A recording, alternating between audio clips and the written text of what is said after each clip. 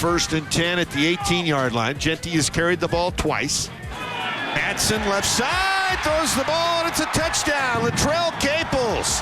Boise State once again scores first. They've done it every game this season. Madsen gets the snap, looks over the middle, throws back in the end zone. He threw it shorter than the end zone to Strawn, and Strawn caught it. Strawn with the touchdown. There is buzz building around Boise we haven't seen since this guy was playing for the Broncos. Welcome into Jay's Sports Bar. Jay Tust alongside former Boise State wide receiver Shane Williams-Rhodes. We finally get the first college football playoff ranking reveal last night. Boise State getting a lot of respect from the committee, checking in at number 12. And like I said, I don't feel like we've kind of seen or felt this buzz, this excitement since the 2014 season, which is, of course, the last time the Broncos went to the Fiesta Bowl. Yeah, and then we weren't in front and playing from in front. We were scratching and clawing to come back, and it took every game and for us to know that we were in. We didn't know we were in until the last game. This year, we're already in. I mean, it feels like it. If Boise State just takes care of business from here on out, and they will be favored to win every single game, probably by a pretty significant margin the rest of the way in the regular season. If they just take care of business, they will be in the college football playoff. I will add they have to win the Mountain West Conference Championship game. At the moment, that would be Colorado State as the opponent. It still feels like UNLV there is lurking. The Rebels, as we saw a couple of weeks ago down in Las Vegas, they got a very, very good squad. But you just mentioned it, Shane, like, this team, they're the one that everybody's trying to track down. In 2014, the difference was you guys started that season 3-2, so you had to absolutely win out. Was there ever a point in time where anybody on the team was even talking about the noise around you guys because you still knew that you had the pressures of having to win out? No, because if you really look at it, week 5, we're sitting there and people are, you hear the buzz, like we should bench our quarterback. We had 6 turnovers in our second loss. It was bad. So we went from week 5 to that to week 6. I think maybe it was Nevada. Mm-hmm. We won by 3 points or 4 points. It was a shootout on the road. 45-51. I actually remember this. It was you were really, really close. 52-46 at Nevada. Jay Ajayi had a big game. Mm-hmm. You guys also busted out the McWeapon that game. Yes, we did. That's when Jeremy McNichols had his red shirt burnt. Mm-hmm. Definitely kind of somebody that helped spark the offense. Another weapon for Mike Sanford to utilize as the offensive coordinator. Yeah, so that changed everything, right? So you barely win that. So now, like, okay, we're 4-2, and then you go to the next game, and then we play a New Mexico team who I'm pretty sure we're favored by 17 points. Another shootout, 52-49. It was just like we were barely winning games. It wasn't like this year where you're blowing teams out. We were barely winning games, but we were finding ways to win. So at no point from week 5 to week 10 was it, we can make we can make the Fiesta Bowl. Mm-hmm. It was literally not till we got to the Mountain West Championship game where they told us, well, they didn't even tell us, but we obviously figured out if we could win, it was pretty close too, but if we win, we're ranked high enough to get in, so it was big. Is the noise real? Like, I know one thing this team, and we're going to hear from Spencer Danielson here, and as well as Latrell Caples in just a second, because we're going to get their thoughts on the college football playoff rankings. Is that a real thing? Like, can 18 to 23-year-old guys in a locker room truly get distracted and get their eye off the prize, which the prize should be, that game right in front of them? Yes. I think, honestly, the position that we were put in was so much better because it was never of us thinking about it. It was just, we have to go win this game because we're still trying to get to the championship game and all these things, whereas this team, I believe, might have already clinched or need one more win to clinch. So we were, like I said, our eyes were on each week trying to get through the week because we knew we almost lost to Nevada. We almost lost to New Mexico. And so it was tough for us. But this team has such high expectations that if they come out and they lose a game, you're usually favored by 20 points. So it's a terrible loss if you lose at this point. If you look at the bracket, you bring up losing by 20 points. You feel like that would hurt the resume. If you want to compare Boise State, who is a 12 seed in the first college football playoff bracket reveal, compared to a Notre Dame who's a 10 seed, Notre Dame lost at home as a 25-point underdog to a team from the MAC. That would have been like Boise State losing at home to San Diego State last week in terms of the point spread. By the way, the Broncos were up 49-10 at one point in time in that game. We're going to get to that game in just a minute. Overall, though, I do feel like Boise State was fairly well respected. I worry about them being a Group of 5 team. I figured that they would have been ranked, somewhere like 14 or 15, but then they would have had to have been slotted in the field of 12 because the Group of 5 gets that one spot. To see that they're already at 12 gives me hope that they actually can continue to move up as they continue to win, and maybe some of the teams that are also in the top 12 at the moment maybe slip up or fall. The team to keep an eye on is BYU. Right now, they have one of the 4 byes. Oregon's the 1, Georgia's the 2, Miami's the 3, BYU is the 4 seed.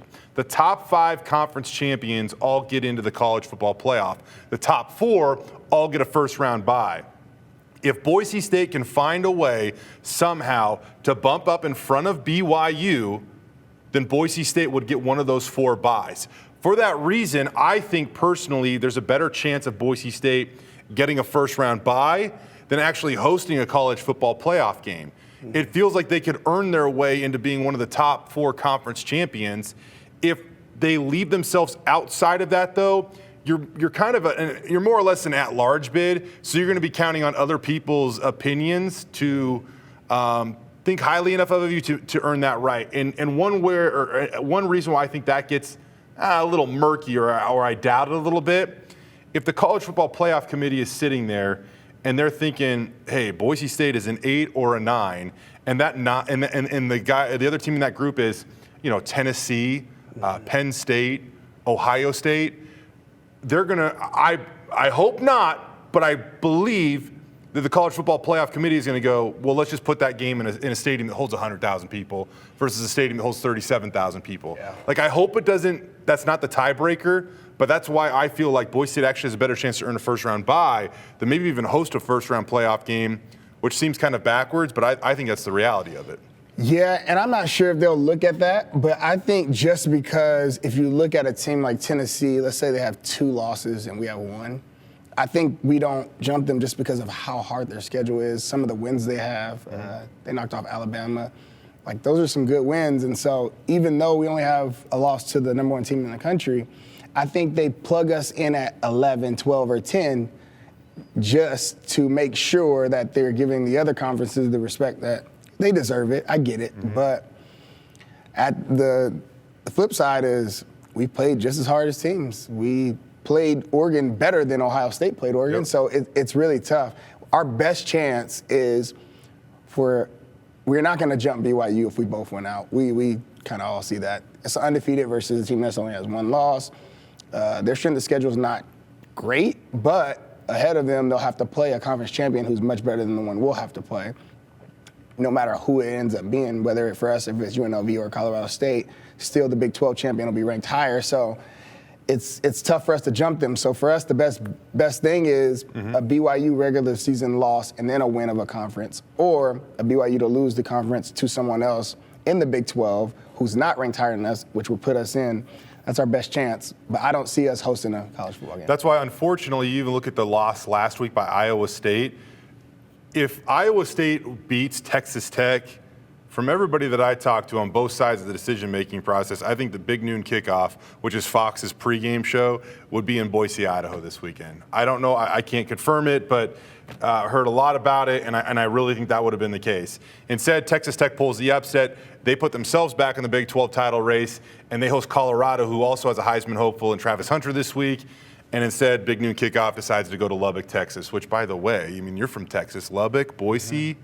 I lived out near Lubbock for a year. That's a rough place, man. I agree. That red Come sand, to Boise. The red sand is rough. It is. It blows everywhere, yeah.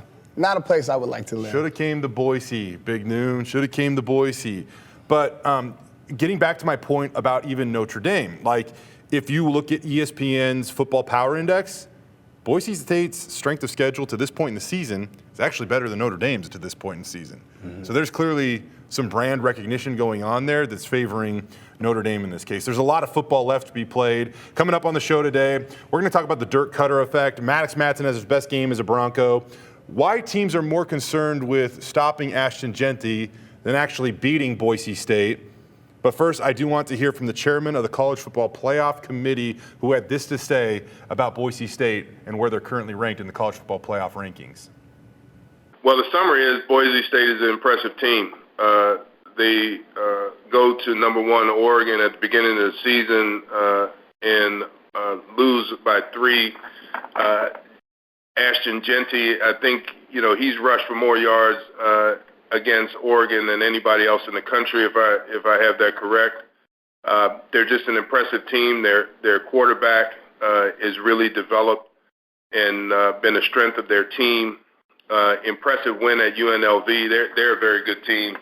And their win against number 21 Washington State. And so the committee is very high on them. A quick fact check. Ashton Jeanty has rushed for more yards against Oregon than any other team in the country, but it is cool to see that the selection committee is giving Boise State credit for a win over a Washington State team who we were looking at their schedule prior to the show here, and very good chance the Cougars could end up at 11-1. And if they're 11-1, man, you got to feel like they're going to be in the top 15 of the CFP. I don't think it's going to be enough for Washington State to actually get into the college football playoff field. A lot would have to happen in order for that to happen.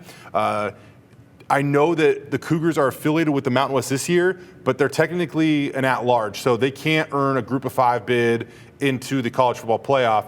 They have to earn one of those at-large bids, meaning they would be somewhere from 5 to 11 or 12.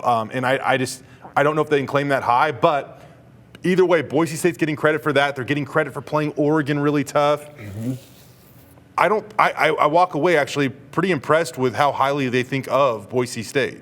Agreed. And before the season started, I had my prediction, and I thought we lose 2 regular season games. The 2 teams I thought would get us was Oregon and Washington State. So us coming in and being able to lose to Oregon the way we did, mm-hmm. and then being able to absolutely tear up Washington State is huge. That's playing a huge role. And that Washington State team is real dangerous because of the quarterback, obviously, but it's going to be weird for them because they don't have a conference, essentially. They do, but they don't. And so I don't know if a Washington State being at 11-1 gets them in over a Tennessee or, one of those teams floating around. But once again, the problem that comes in is how do you put them in over Tennessee? But for them, they need us to win out. Mm-hmm. If we went out and let's say we do get the bye and we're ranked, let's say we're ranked at 9, like how BYU is not. They move us to 9, and then we actually get the 4 seed, but we're ranked 9 in the rankings. Yep. I don't know. They need us to move up higher than 9, which would show that their strength of schedule is even better. Mm-hmm. So I'm pretty sure we got a lot of Bronco fans out there, in the Palouse. Yep. Now, if you do look at the rest of this thing here, it feels like it would take 3 losses almost for Washington State, 3 losses from some SEC teams for Washington State to wind up in the college football playoff. Alabama's 6-2. They travel to LSU this weekend. Tennessee still has Georgia left on the schedule. It would be really hard to pick through this and really try to guess or whatever, but it's not over. And one thing I will say, so if you look at the college football playoff bracket reveal, BYU's a 4 seed, but they are 9 in the college football playoff rankings. That's why, as you said, I think that, the chances of Boise State having 1 loss and passing an undefeated BYU, I don't think that exists. Yeah. But a 1-loss BYU, I think Boise State absolutely jumps them because the gap is only a couple spots as is, or a few spots. BYU's 9, Boise State's at 12. That's not a huge gap. We'll continue to monitor that. You know who's not monitoring it, though? Apparently, Spencer Danielson or Latrell Caples. Here's what they had to say earlier this week about the college football playoff bracket reveal. I mean it from the bottom of my heart. Absolutely not. And I don't say that to tell you the coach speech. I really don't. It just doesn't matter. You lose a game, you're out of there. Someone wins out, and all of a sudden they're in there, and no one thought they were going to make it. That happens all the time.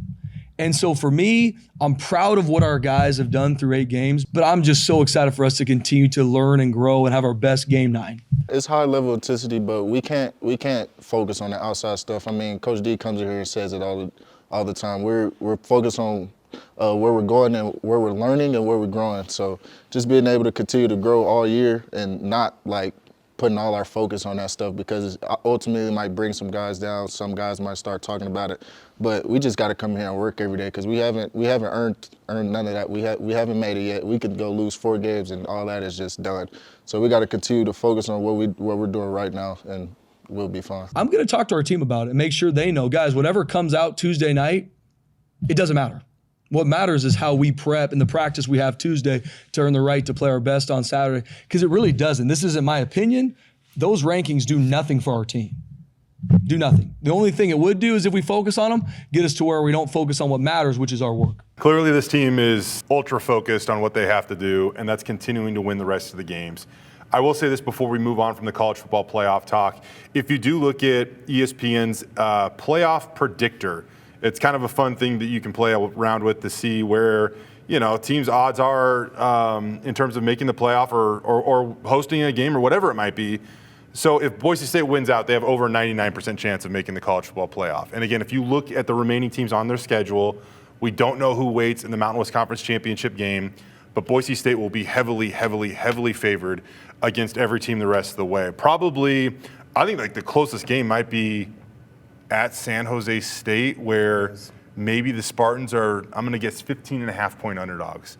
But outside of that, I mean, you have this weekend, 3 to 4 touchdown favorite over Nevada.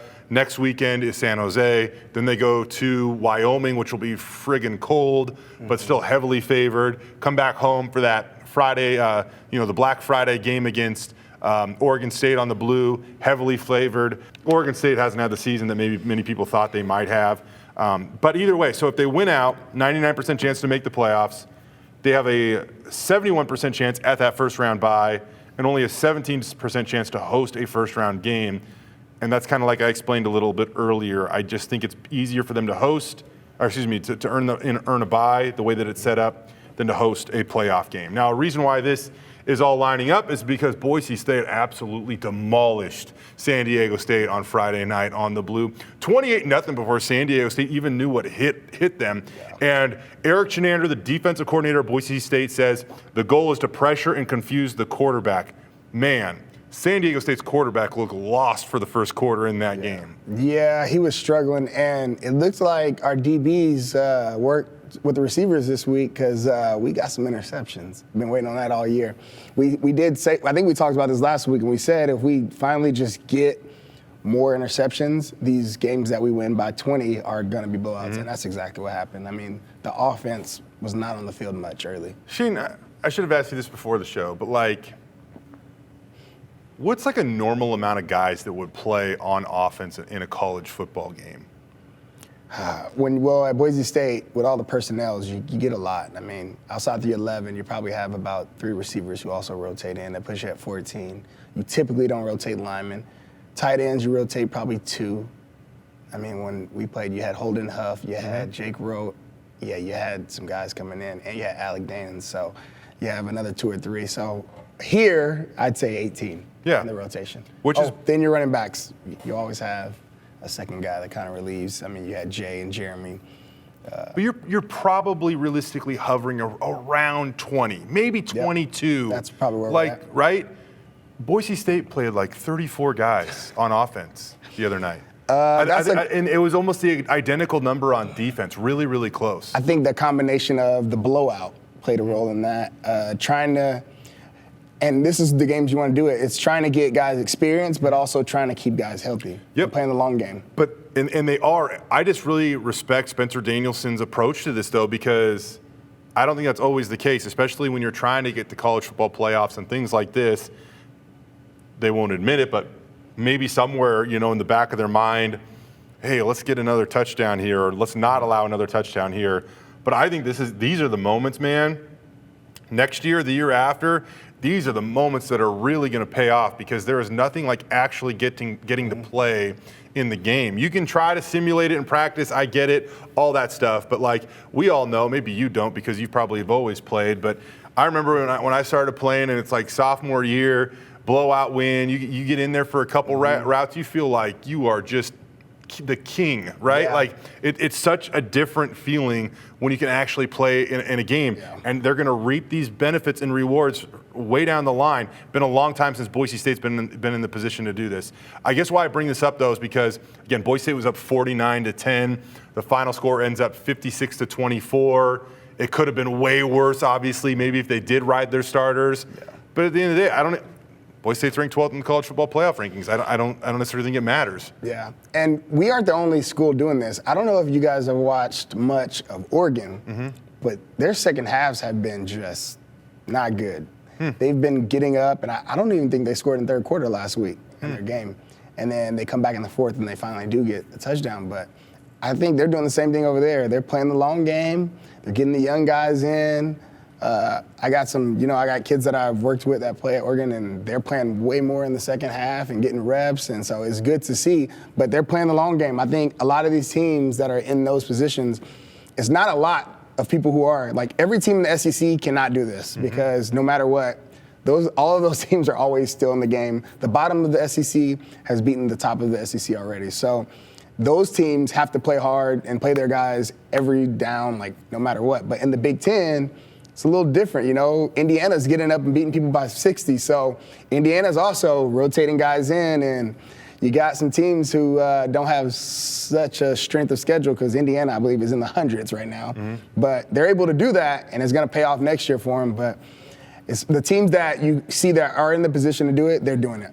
Everyone's doing it. Yep, and that's why I like it in terms of player development. And Spencer Danielson continues to say this is a developmental program. Well, he lives it out in action because that shows right there. Instead of just riding your starters to try to, again, maybe win a game by a little bit of a wider margin. 56-24 still looks great for me, especially when you play almost 70 dudes in a college football game. I mean, really, if you think about it, that's almost every eligible player on your roster because you probably are redshirting, at least attempting to, around 25, 30 guys. I mean, there's usually a pretty big number there. You got some walk-ons that typically don't play. That's a massive number to play in a college football playoff game, or in a college football game. Would be playoff too, but I'm sure that's not going to be I honestly haven't seen this a ton at Boise State because even when I played, there were not many games where I was pulled and then I was like, all right, you're done. There were games, but not a lot. And if it did happen, it was like, okay, 5 minutes left in the game, you guys you're done. Like, you get that, you're at Wyoming, you're at New Mexico, those kind of games, but not often. Yep. The approach by opponents, talking about their defense, it's getting a little interesting because, as Latrell Caples explained earlier this week, he doesn't know if they're so focused on beating Boise State as much as they are of stopping Ashton Jeanty from winning the Heisman. We're playing conference teams. They're trying to let it hang a little bit and just try to stop Ashton from winning the Heisman. But I mean, all in all, we're trying to win the game. So we're out there winning the game by just executing our fundamentals at a higher level than they are. Do you think that teams are like, that's kind of a focal point for them right now, is to stop that? I mean, they're not trying to win, so I would say so because, I mean, you can't win by putting 9 people in the box every play. The style of defenses that we are seeing, or at least their approach to stopping Boise State, it's like the style you might play on like College Football 25 when you just blitz every play and try to get off the field. Yep. But video games aren't real life, and I think we quickly saw that their video game approach against Boise State was not going to work. Yeah. They shut Ashton Jeanty down, tip of the cap. First half, he had 37 yards on 15 carries, but the receivers were running just free because San Diego State offered no support for their defensive backs because they were selling out so much to stop Ashton Jeanty. To me, this is perspective. So everyone who is a Boise State supporter sees this as them trying to take the Heisman away from us. But if you really sit down and look at it as a football coach, as, just game planning, to beat Boise State, everyone will say, you got to stop Ashton Jeanty. So they're trying to stop Ashton Jeanty. So, yes, they did that in the first half. 36 yards and a half is not normal for Ashton, right? But we obviously take advantage. We do what you do in football. They take something away, you go ahead, take your chances on where you have numbers. And it seemed like they were playing with a lot less guys on the back end. And then it seemed like they kind of adjusted a bit. Maybe took 1 guy out the box, 2 guys out the box. And then now Ashton goes from 36 yards to 180. So it's kind of, you got to pick your poison. That is exactly what happened. At halftime, Boise State was up big. Maddux Madsen was slinging the rock around. Receivers were, again, just running free. And then the opening drive of the second half, all of a sudden there was 1, 2 less guys in the box. So playing a more traditional defensive approach, Ashton Jeanty has 6 carries for 57 yards, has a 35-yard run he rips off in between, and scores a touchdown. So it was like the moment they just gave him a sliver of daylight, he took it. Having and 9 ran in the with box it's false hope. You think, oh, maybe we are slowing down and we can do it. So you remove one. Okay. Now you removed one, he's gone for 35. Yep. And it's like, all right, well, we've been able to stop them all game, but we can't stop the receivers. So now we got to adjust, and they adjust, and then now they get hit on the other end. It's the game within the game. So Ashton Jeanty, 31 carries, 149 yards rushing, 2 touchdowns. He had 33 total touches for 180 yards. And I even hate bringing this up because it almost feels like we are validating it at times.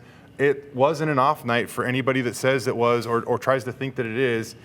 Ashton Jeanty forced 18 missed tackles against San Diego State on Friday. That is the most by any individual in a single game in the FBS this season.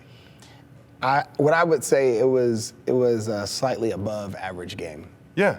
I'm not going to take it was a on bad his game. standards. Yeah, based off of him. Yes. It was a slightly above average game. He went out, earned it, even when they tried to stack the box. Like, dude, put 10 in the box. He's still going to get his at some point in time. He's just too good. His Heisman odds did slip just a little bit. Travis Hunter, Cam Ward, Dylan Gabriel still in front of him, but Ashton's still in the mix.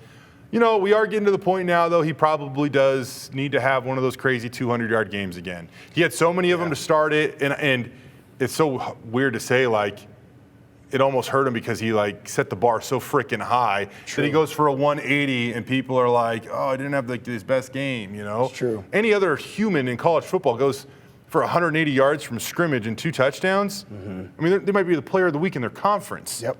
Yeah, it's almost like you wish this was reversed and we started off only getting 150. Yeah, and then you build towards started it. getting 200. Yeah. But now, if you look at the matchups we have left, it's really favorable. He can go 2 out of 3 getting 200 yards. I think there's a chance of that, and we're going to look at this specific matchup coming up at the end of the show today. But, you know, again, yeah, Ashton, 180 yards, continues to do his thing, and his presence is changing the game for the rest of the offense. And that's why, like, if you look at the definition of the Heisman Trophy, everybody right now just believes it's the best player in college football. But there are a few character building traits that are really part of the definition of the Heisman Trophy. And in terms of making your teammates better, being selfless, these are things that Ashton Jeanty, I mean, maybe better than anybody else in the race right now. He's an example of that. And Maddux Madsen this year, or last week, Maddux Madsen, because of everybody's focus on Ashton Jeanty, 24 of 32, 305 yards, 4 touchdowns. 24 completions, career high. 307 yards, career high. 4 touchdown passes, career high. I'm just tired of the calling for Madsen and that he's not good enough and, you know, we need a better quarterback and can we put the backup in? I've heard so much from it. I keep hearing it. And so I even have friends myself that I defend him to. Shout out Dan out there. We do a lot of talking, and I believe that if you have over 20 touchdowns, you know, combined with your rushing and your passing, you have over 20 touchdowns and 2 interceptions. There's no way he's ever going to see the bench. I just don't see it. Okay. Not this year. I got another one for you that I think is going to blow you away. I don't know, maybe you saw it on Instagram earlier this week. I don't know, but this one I think really offers some perspective on Maddux Madsen. Through 8 games, Maddux has 17 touchdowns, 2 interceptions, almost 1,800 yards passing, 1,789 to be exact. Now, Boise State's likely going to play 14 games this year. That means that 12 in the regular season, 1 in the Mountain West Conference Championship, and one in a bowl game. If you project Maddux Madsen's current numbers out over a 14-game schedule, he is on pace to throw for 3,313 yards, 30 touchdowns, and 4 interceptions. The last 10 quarterbacks to throw for over 3,000 yards, 30 or more touchdowns, while having 5 or less interceptions in a season. You ready for this list? I don't even know if you are. Bo Nix, first-round draft pick last year. These are the last 10. Jaden Daniels, first-round draft pick last year, 2nd overall. Caleb Williams, the 1st overall pick last year. Bryce Young, the 1st overall pick in 2022. Devin Leary kind of breaks up this list for just a minute. He was only a 6th-round draft pick out of NC State. Mac Jones, first-round draft pick. Zach Wilson, first-round draft pick. Dylan Gabriel, still in college. He has promise, of getting drafted, obviously. Justin Fields, first-round draft pick. Trevor Lawrence, first-round draft pick. The point of this is I am not predicting that Maddux Madsen is going to be a first-round draft pick. I'm not predicting that. But what I am saying, he's having a pretty darn good season, and because of it, he's in some pretty elite company, and I think it's okay to acknowledge that. Yep, for sure. I'm 100% on board with that. It's just, yeah. He's doing everything that he can. He's not doing too much. That's the biggest thing, is the interceptions is really what sticks out to me. To say you've played in 8 games and you have 2 interceptions, that's tough in college football. Yeah. Believe me, I've wanted to bring up how many consecutive passes that he hasn't thrown one, but every time I do that, then it's inevitable he will throw one. It's inevitable that friggin' Patrick Mahomes is going to throw one, right? You play quarterback, but every time I do it, I get called for jinxing people. So I'm not going to do it at the moment, but it's an impressive run, and a 17-2 touchdown to interception ratio is just. It's super impressive, and I'm impressed with him. He won Mountain West Conference Player of the Week. He was absolutely deserving of it. And talking with one of his teammates actually this week, Matt Wagner, a young tight end that's really starting to come on, start to know 88 because he's going to be a big-time player for the Broncos in the near future. He was saying, how happy they were for Maddux, but it also is it is a little bit of a team award because it validates what they can do and their potential on offense. And they don't have to just always all be Ashton Jeanty. When teams want to put 8 or 9 in the box and sell out to do that, they now have confidence that they can attack a defense in another way and still be successful. Yeah, it's this, I believe, for the long game. And we talked about this maybe 4 or 5 weeks ago. We said that they should take that time that Ashton was running for 200 yards a game was to focus on the pass, because we know he's going to get his, but this should open things up. And literally what we said a month ago is finally coming to fruition. You're seeing it. The run will open up the pass, and it makes it so much easier on him. Now, next year, obviously, it's going to be a totally different offense. The scheme is going to be different. Worry about that next year. But right now, he is the best quarterback for this system. I mean, who knows? There's a transfer portal. And I'm not saying anybody's leaving. I mean, Boise State might add some talent, or not even at quarterback, I'm saying. I just know everybody's like, oh, Ashton's gone. What does offense look like next year? I don't know. Yeah. Worry about it next year. Because right now he's a perfect quarterback for what they want to do on offense this year. Yeah, and based off what you're saying, if I'm in the SEC playing running back and I'm backup, I'm at Georgia, why wouldn't I go to Boise State? Ooh. Why wouldn't I transfer out? And now the narrative might be switching, flipping a little bit. I see that I can go there and still get as much recognition as if I was here. So that is the point of this, man. Boise State is trying to do it different and prove that they can do it differently. Because you're exactly right. If your goal is to be an NFL football player, why take $700,000 to go be a backup somewhere when you could take half that or whatever? And maybe come and be a star here and get your name out there and get some recognition, and then put yourself in a position to go make millions in the NFL. Small sacrifice today for maybe a huge reward on the end of this thing. I mean, look at Cam Camper. He left Indiana, who's really good this year. But who knows what role he play? Yeah, he's the guy here. He's the guy here. He can stay healthy. They take care of him. I mean, even Dirk Koetter said a number of times, hey, when Cam came in, he was injured in the spring, didn't know exactly what we had. Now he stayed healthy. Cam's freaking awesome, man. Cam is a great player. It actually makes me sad that there's only one season of Cam Camper, because I think if he came back again next year, 1,000-yard receiver for sure. You heard it here first. There will be either a receiver or running back coming in from a big school who, just looking to make their mark. It's set up beautifully if you like to catch balls or run them at Boise State. Before we move on from Maddux Madsen, here's what Spencer Danielson had to say about his sophomore quarterback earlier this week. Maddux has earned it. And what he's done, not only in the offseason that, earned the trust of me and his coaches and his teammates to be called the starting quarterback going into game one, how he's played through these first 8 games has continually solidified himself as that guy. And he earns it every single day. And who he is as a competitor, same thing. As I walk through to do media today, he's in there studying film. That's who he is. He's an elite competitor. He's critiquing himself on the couple plays that he didn't do well on Friday night, not taking all the pats on the back as, oh, I think I've arrived. Absolutely not. He's an elite competitor, and that's no different for a lot of our guys. That same thing, all the pats on the back, little by little, start to whittle that chip down. Maddux Madsen has a chip on his shoulder that he'll have forever. He's a competitor. And so proud of him. And I think at this point, people see that, I mean, he's a big-time quarterback. And that's not just my opinion. Watch the film. Last Friday wasn't only about the guy throwing the ball, it was about the guys catching the ball. We brought up Cam Camper, Matt Wagner had a good game, Matt Lauder, Prince Strawn found the end zone, but the guy that really stands out is Latrell Caples. This kid's so inspiring because he's been through a lot. Tore his Achilles last year right at the beginning of the season, missed the entire season, comes back this year. A few weeks ago, he got banged up, man, and I was really worried about how long he was going to be out. Tougher than tough, lives in the training room, gets back on the football field. Still don't know if he's at 100%. Last week, though, a bunch of one-on-one coverage. He believes nobody in the country can cover him one-on-one. Well, you certainly started to prove that last week there, Latrell. 6 catches, ties a career high. 90 yards receiving is a career high. 3 touchdown passes. Shane, he went 2 years almost without catching a touchdown pass, and he gets 3.5 of football.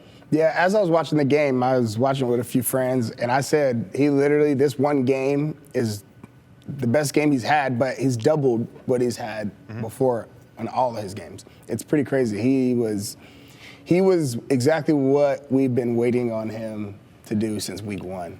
When we came in, we're like, who's the number 1 receiver? He played like the number 1 receiver. And I think, again, though, a lot of it has to do with the fact that he is slowly just mending himself back together. And so, talking with him a little bit earlier this week, feels the best that he's felt in a few weeks. And usually, I mean, it's anybody. It's Austin Bold, it's Latrell Caples, it's Cam Camper.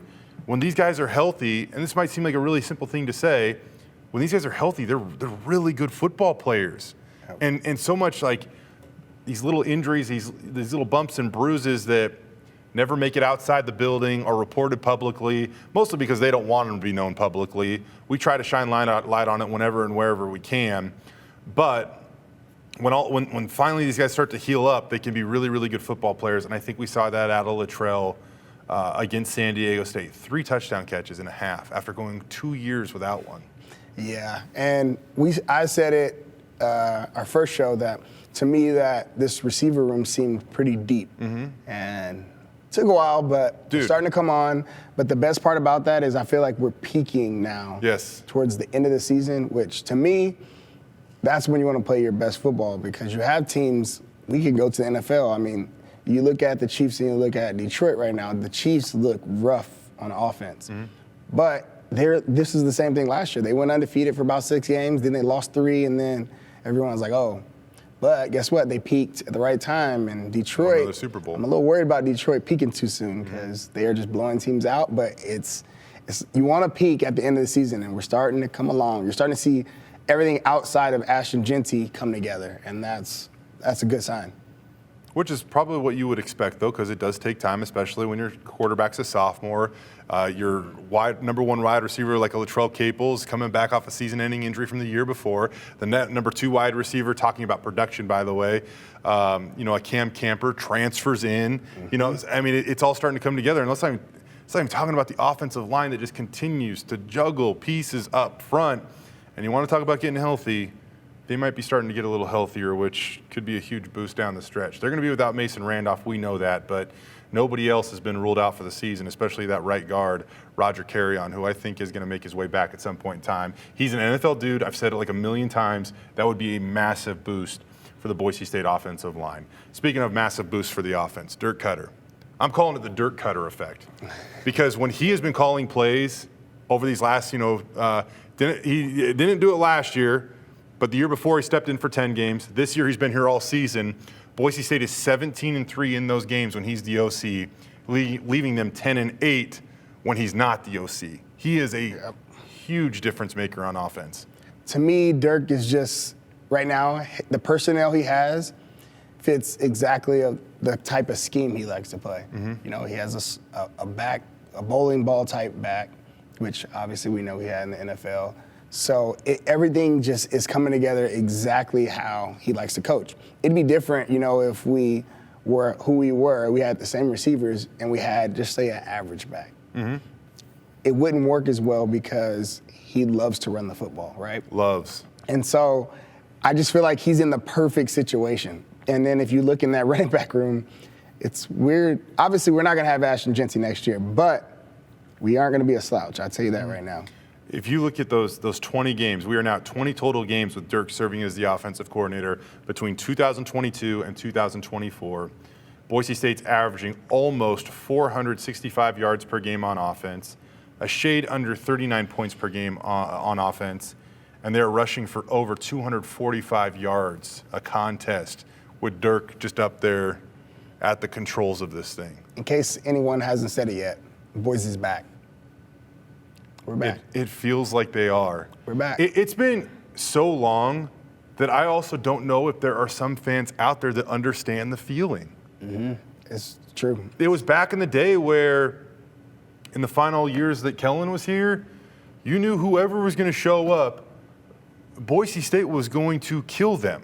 Mm-hmm. Like, give them their best game. And it might mean that another team plays better on that given day, but you just felt so confident every time those dudes took the field, they were going to do what they needed to do to go get a win. And in most cases, it was going to be in a decisive manner. For that reason, we look at Nevada this week. And I'll knock on wood for whoever believes in jinxing this thing. Knock on all of it. You're right. But I'm not fearful of it. I think this team is so dialed right now. I think they understand. I think they get what their mission is all about. They're being called on to do something that Boise State's never done before, and that is go to a college football playoff. And another thing that stood out to me, Shane, this week, I got to go to Oregon, and I got to watch Boise State play the Ducks. And I will say that Oregon has certainly gotten a lot better since that game. Mm-hmm. But I also learned that night, I don't know if Oregon's the best team in the country right now. I don't think there's a team in the country that Boise State can't compete with. I think no matter who we play, we compete. For sure. And that is getting back to the days, Kellen Moore going over to Atlanta and playing Georgia. Yeah. Right? You didn't fear anything, man. You knew that those guys could handle it. And it wasn't just the left-handed quarterback. You knew that it was Billy Wynn and Shea McClellan and the dudes up front. Jaden Virgin Morgan, Ahmed Hassanin, Andrew Simpson. These guys are perfectly capable of standing up against anybody. Yeah, that D-line is just monstrous. And Jaden Virgin Morgan might be the guy at the end of this thing that is really, I kind of said this at the beginning of the season, I didn't think he'd be the best player on defense, but I thought he was the most important player on the defense because it's been a minute since they've had a dude at that edge spot. Mm-hmm. Somebody that changes the game, wrecks the game, you worry about him. Yep. Curtis Weaver, he was bendy, fantastic pass rusher. He left in 2019, I believe, was his final season. Mm-hmm. Before that, Kamali Correa. Mm-hmm. Before that, Shea McClellan, those are the dudes. You can't miss out DeMarcus Lawrence. And that's even right. Go. Actually, DeMarcus Lawrence was right after Shea. Mm-hmm. So, but those were the guys that were the game wreckers, the dudes you had to worry about. And now they got Ahmed and Jaden. It's a chance to grow this thing into something special. And the cool part about this, as Jaden came along, it felt like Eric Shenander really had to figure it out, meaning he was pushing buttons, figuring out where to take pressure from you, how to get home to the quarterback. Mm-hmm. And now all of a sudden you got a guy with 8 sacks on one side and a guy with 7.5 sacks on the other side. And all of a sudden you might not have to be so exotic with what you do to try to pressure and confuse a quarterback. Yeah. You just let these guys, hey, go get the job done, boys. Yep. Now all of a sudden, you might be able to play a little bit more zone coverage where your defensive backs get to use their rise and step in front of passes and things like that. For that reason, that's why I don't even think we've seen everything from this Boise State defense yet. I agree. It's coming. Us just this last week being able to get turnovers changed everything of the game. So it's coming. I'm telling you, we're peaking at the right time. Mm-hmm. Defense and offensively. Okay, so Nevada's coming to town this week. The Wolfpack, after a loss last week, they've been eliminated from bowl eligibility. But if there's 2 things I know. Ashton Jeanty's probably going to get 200 yards in this game. And the other thing I know, Jeff Choate is going to he's going to have Nevada ready to go. I don't think sadly for him, he doesn't have the dudes to stay in this game, and it just is what it is. At least right now. I know he believes he's going to get them. But I do believe that they are at least going to punch back at some point in time in this game because their coach will demand it of him. Yeah, absolutely. I love Choate, but this is not his week. What makes him unique? And in an era where Boise State, through the Coach Pete days and all this stuff, it was never giving an opponent bulletin board material. Never wanted to do that. And he's at every single press conference being like, nah, we lost to Colorado State, give me 3 years, we beat him by 20. Like, he always has some ammo like that he's ready to throw out there. And I think today he actually said, or at least this week, I can't remember, I read this on Twitter, he said that, hey, if I don't throw that out there, if I don't believe in us, how are our players going to believe in us? When you're building something, I think it's a little bit different. But I happen to actually admire his confidence and energy. Yeah, I agree. I mean, your kids hearing that it makes them play a little harder. I mean, the kids coming in, his recruiting class, they hear that, makes them feel like he believes in them. They're not even there yet. They don't get there until the spring or in the summer. And so I think that's huge, and especially his red shirts the first class he technically signed. Those guys are hearing that, and so he's putting it back on them, saying, I trust you. I need you to come out and, show me what you got. So Boise State, as we get set to make our picks here for this game. Ooh, here we go. I always find the over-under interesting on these games because it's usually somewhere like 60-ish, and Boise State, excuse me, and Boise State is averaging 54.5 points per game at home this season. That is the most that anybody in all of college football is averaging at home. Yeah. So basically you're saying, can Nevada score a touchdown? And their quarterback, he actually has been very good. Had over 250 yards passing last week, 100 yards rushing. He's actually been very, very good.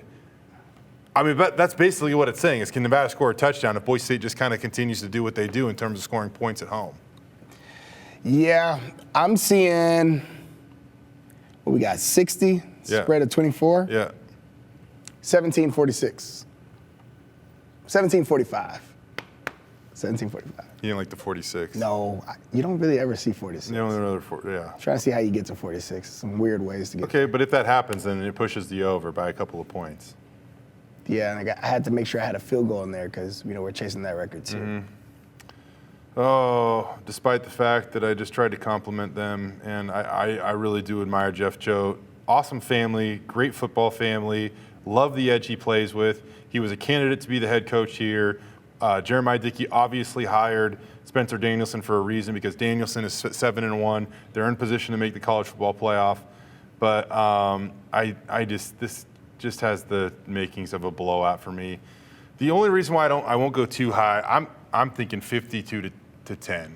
I think it's going to get bad. I also think that once a team that's losing can no longer fight for that bowl game, I just think it becomes a little bit more deflating because it's just one less carrot that you can hang in front of your team, right? Like, nah, guys, keep playing because we still have a chance to go to a bowl game. That's now gone. Yeah. And so I think they're going to come out fiery, but eventually Ashton Jeanty and this offense just kind of take over. Nevada has been okay against the run, but 80th in the country, 156 per game. I just don't have a lot of hope there that they're going to be able to hold up against Ashton Jeanty. And after seeing what I saw out of the pass game last week, Boise State, Dirk Koetter, this offense, they're going to find their way. Yeah, when you are not bowl eligible and you're having a rough season, stingers feel like broken collarbones and sprained ankles feel like torn ligaments. Right? And broken ankles. So, guys typically pull themselves a little earlier than they would if, they were still fighting for something. And that just is what it is. Mm-hmm.